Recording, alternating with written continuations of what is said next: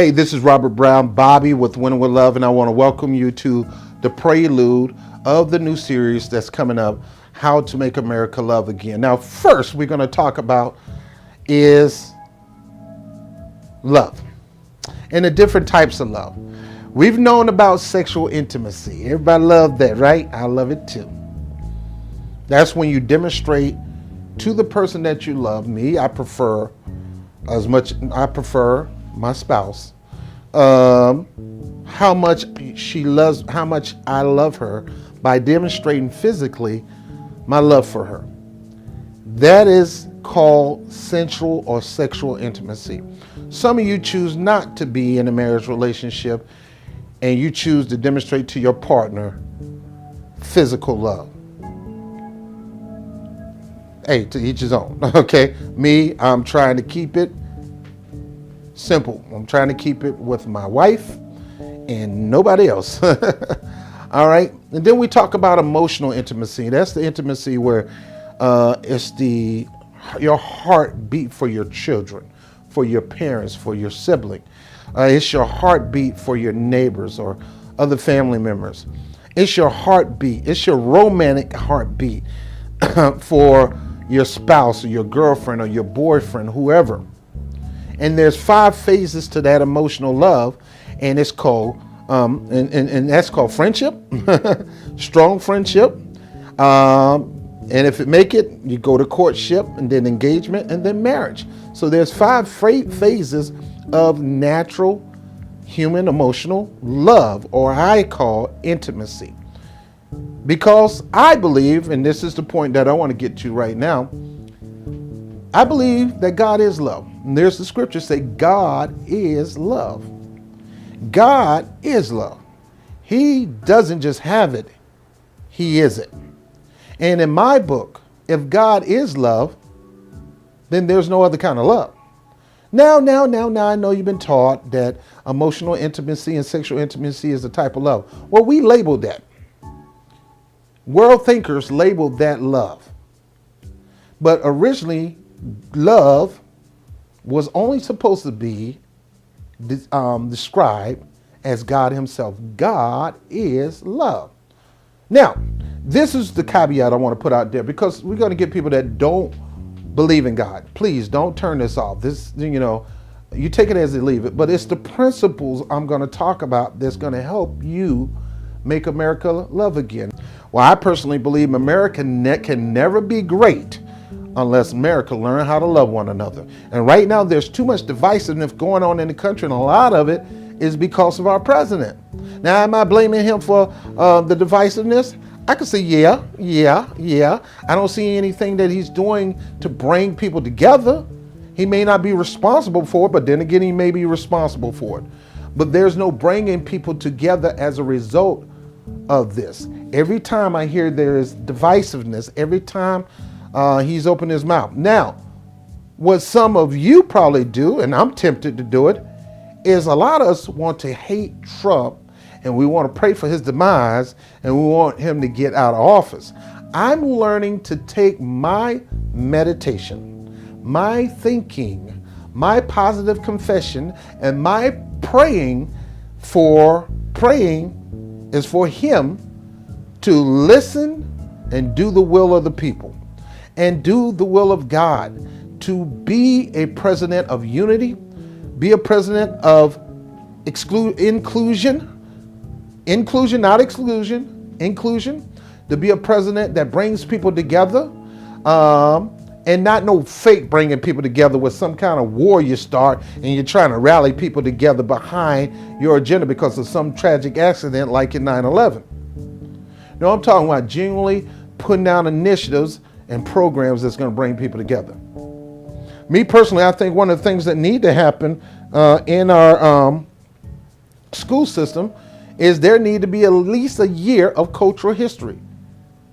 There need to be a class that you have to take where you can get to know each other's culture and respect each other's culture and honor each other's culture. Currently, we've been learning about white culture ever since the beginning of the United States history. Black kids was learning white colonialism culture. Paul Revere, you name it. Christopher Columbus. Then come to find out these guys were brutal. They were not heroes. He Christopher Columbus brutalized the Indians. Andrew Johnson brutalized the Indians. Christopher Columbus brutalized black people. I can go on and on and on again. Hatred that's not been told in our history books when we were told that these guys was heroes and we need to love them, when down really they was not all that much of a hero. They were more of a tyrant. Now, where am I going with this? I kind of got off. In this endeavor of making America love again, which is the prelude to making America great again. Any other way, America cannot be a great again. We got people hating on people because they took a knee at an event during the national anthem. Now, I'm not going to go into that. I just talked about that at the beginning. Hatred. Yet these same people who are hating on these people who doing quiet, peaceful protests, no yelling, no disturbing, quiet, peaceful protests, they are hating these people because they're doing it during the national anthem and the singing toward the flag. Not knowing or not caring that third verse, and this should be one of the reasons why they're taking the knee, but it's not the real reason why they're taking the knee. The real reason they're taking the knee is because there's still systemic racism going on in the authorities of the United States, from the police department, maybe on the job, all the way up to the presidency. Still systemic racism going on today.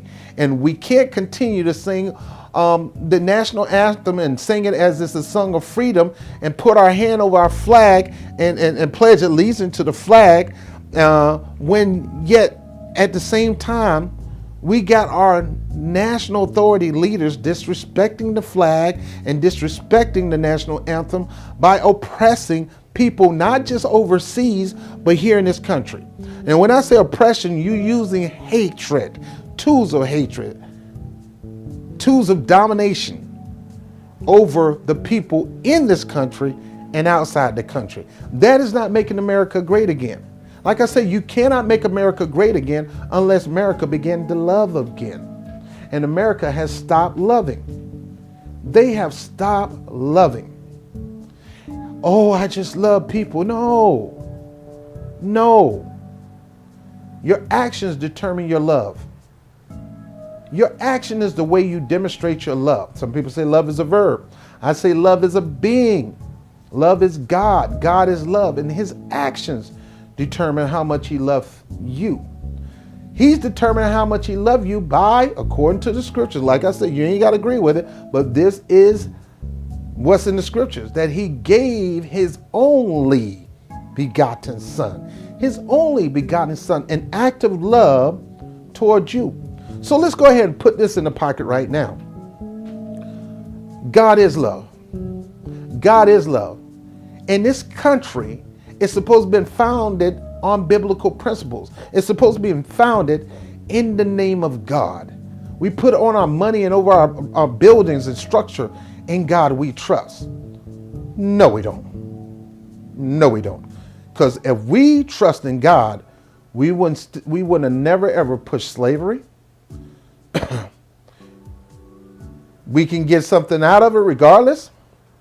We will never be pushing to get rid of illegal immigrants, kids who were born into this country. We wouldn't even be trying to remove their parents out of this country. Yes, we will crack down on those who commit crimes just that came into this country and they commit crimes. Like, I understand that. They need to go back if they're going to be doing stuff like that. If you snuck in here and going to commit crimes, you don't need to be here. But yet even that, if we're operating in God we trust, which I want to rephrase the word, and every time you hear the word God, I want you to put love there. If we really, really believe in love we trust, then we will be able to listen. Number one, to love himself, and we will be able to demonstrate his love toward that person. Does God kick people out? Does God turn their back on people? Do God deny people? Even when he knows that they're going to do him wrong, they're going to turn his back on him, they're going to spit in the face, God do not reject them. In God we trust. So first, let's put this in the pocket. And like I said, this is a summary. God is love. We got to understand who God is. God is love. And if we always say at the end and in our song, God bless this country, you know, then we got to be saying love bless this country. We sing the song, America, America, God shed his grace on thee. Well, let's sing that different. America, America, God love shed his grace on thee. Now come on. Come on. So let's put that in the pocket today. That God is love. And this country was founded on on this nation is God's nation. People left England to come over here for religious freedom. They came here to worship God. They came here to have a relationship with God free. And they came here and still didn't get the revelation that God is love. Because if they got the revelation that God is love, then they would have really, really honored what's in the Constitution, that all men are created equal. All men. So I'm going to stop right here. We're just starting this thing on making America love again. God is love. And if this country is founded on God, this country is founded on love. And if we're trusting in God, we got to be trusting in love. And love don't outcast. Love don't cut off. Love don't kick people to the curb. Love don't throw people out. It doesn't. Not God's love. Your natural emotional love, your natural human love, your sensual love, your romantic love, or your brother and sister love, what people call love, really is not, to me, it's emotional intimacy and sensual intimacy. Those type of loves are conditional. And if we're going to make America great, and we're going to continue to invoke that God, this is a nation, a Christian nation, which is not no more, I hate to say it to you religious people, this is a melting pot, and there's more than one religion here. Do I think God blesses America and God is still in charge of this country? Yes, I believe God is in charge of this country and God is in charge of all things, but God put us in as managers, as steward, and he wants to use us to be a blessing to everybody in this country. You cannot, I'm not going to go into that, but just let's park this here, right now, and we're done. God is love.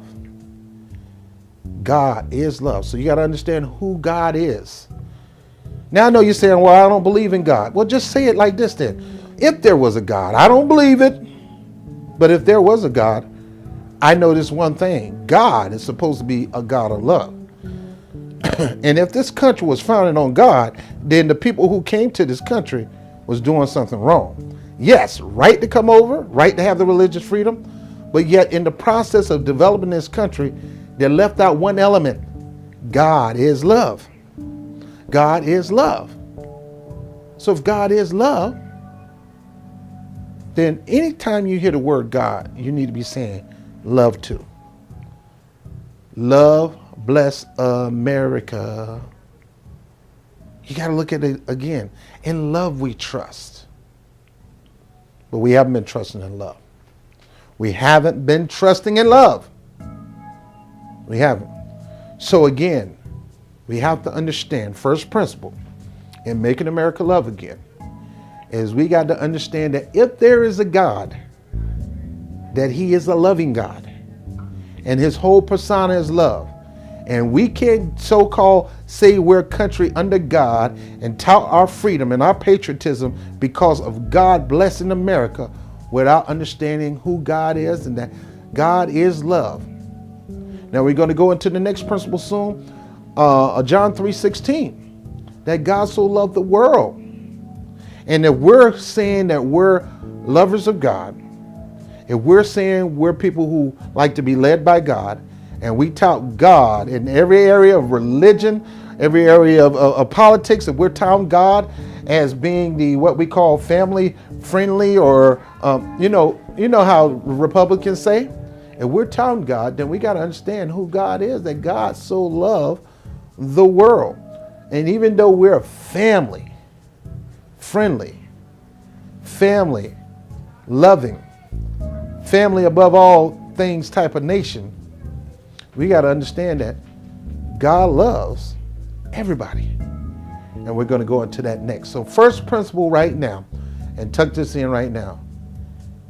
America is a country that was founded on religious freedom. These people came here because they believe they believe in God. They came here because they wanted to worship their God. They came here because they wanted God to be the God of this country. Okay, fine. Then that means love. You came here to worship love. You came here to demonstrate love. You wanted love to shape and grow this country because God is love. Then you got to listen to love. Now, in our next teaching, we're going to find out that God, who is love, loves everybody. And if you're calling yourself a patriot, if you're calling yourself a true red, white, and blue-blooded America, you got to love everybody. I don't care. You got to love everybody. Everybody. I'm Bob TV, Winning with Love with Bobby. Thank you for watching. And again, this is the series called How to Make America Love Again.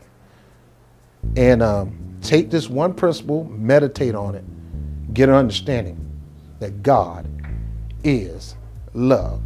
And He is the one who shapes and molds this country. And we the people who's supposed to be knowing about God, who God is using to shape the country, because He only can shape it through us. He can't do it without us. And get this one thing in your mind. If we mold and shape this country, it got to be molded and shaped with love. Talk to you soon. Peace.